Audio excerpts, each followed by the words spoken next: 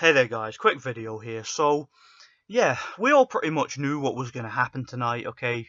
Terence Crawford versus Kell Brook. I mean, I wasn't even going to bother staying up to watch this fight. I don't know why I decided to, but for whatever reason I couldn't sleep, so I decided to. And yeah, going into this fight, we all knew. Let's cut through the pretense. We all knew what this fight was, okay? I mean, Kell Brook looked flat. He looked one-paced. He looked lethargic, and we knew that going in. I mean, not only is Kell Brook a faded fighter at this point, but he hasn't fought at that weight division in several years now. And with all the shit he's been through, like with the Errol Spence fight and the Golovkin fight and the layoffs and gaining so much weight in between fights, we all knew what that was going to mean for the prospect of him fighting Terence Crawford at welterweight, okay? It's very clear what they're doing with Terence Crawford, okay?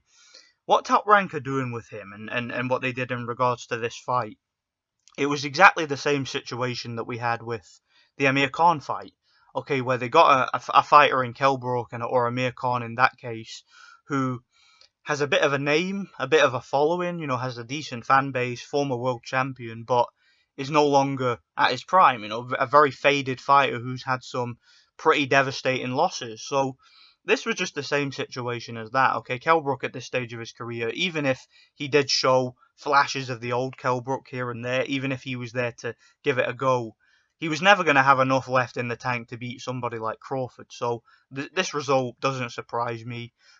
Terence Crawford was, I mean, he was an overwhelming favourite for a reason, and really got nothing else to say about it. Okay, Kell Brook was there as a sacrificial lamb to make Crawford look good, because Kell Brook has a name. Like I said, he's a guy who has a bit of a following. He's a guy who used to hold a title, but he's severely faded. Okay, he's fighting at a weight division now that doesn't suit him, and hasn't suited him for a long time. So, yeah, very, very predictable outcome, and we'll see what happens next. But in regards to Terence Crawford, and again, I don't really want to drag this video out too long. I've really got not much to say because Terence Crawford, man, I know that a lot of you guys want to see Terence Crawford in some real challenges. I know you guys want to see him take on the PBC guys and some of the top welterweights, and you really want to see him challenged. And I agree, I would love to see him in the ring against somebody who can genuinely provide a challenge. But if I'm being perfectly honest, I don't see that happening. Because, and this is just my point of view, this is just my perspective. If you guys don't agree, that's totally up to you. But when I look at Terence Crawford, and when I listen to him talk, and when I listen to the things that he says about various opponents, and the way that his team and that overall setup they have over there seems to be run, I don't view this guy as someone who is really interested in challenges. Terence Crawford, obviously, he achieved a lot. He became undisputed at 140, and he's the WBO champion at welterweight. Sorry, but to be honest, I don't really think that he strikes me as a guy who's interested in legacy or a guy who's interested in, building up a resume against the newest and most challenging opposition that he can find. Like, he doesn't strike me as somebody who is seeking challenges. He strikes me as a guy who's achieved what he wants to achieve and is just going through the motions and just stacking up his record and preserving his O. To me, he doesn't come across to me like a Lomachenko or an Usyk.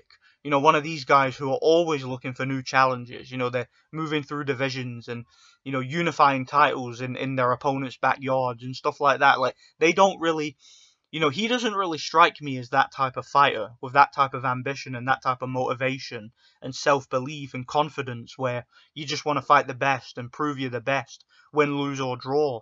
Terence Crawford, to me, just comes across as a guy who's gone through the motions now, and he's defending his title against faded names who can make him the decent paydays before he retires.